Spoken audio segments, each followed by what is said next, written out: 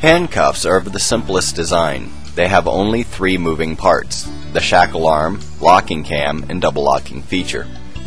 If the double locking feature is in the open position, any straight, thin object can be inserted through the keyhole, catching the locking cam and driving it down. This frees the shackle arm and opens the cuff.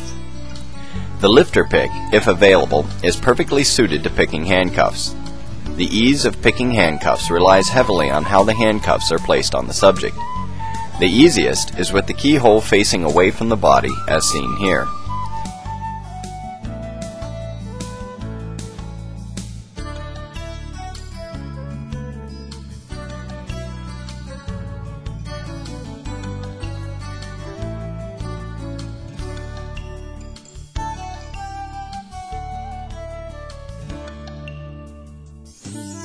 If the keyhole is facing the body, it is slightly more difficult, as the hands must now be rotated to gain access to the keyhole.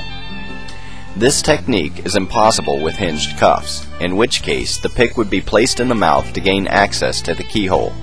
This is difficult at best.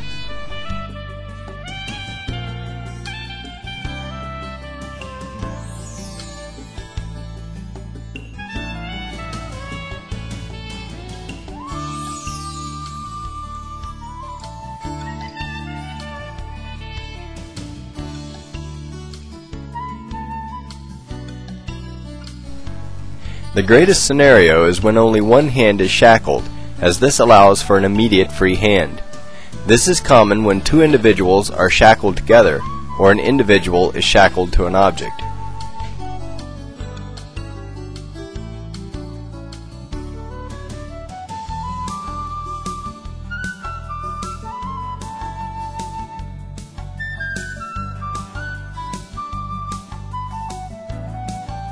When the double locking feature is on, a bar on the bottom of the cuff slides sideways, preventing the locking cam from moving down.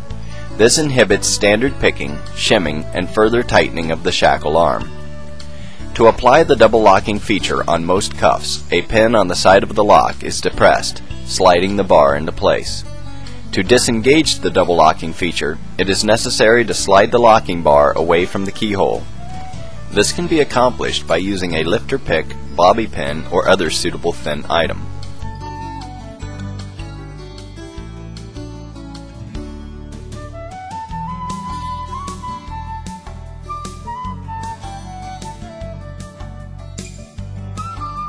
Once the locking bar has been slid out of the way, the cuff can then be picked in a standard fashion.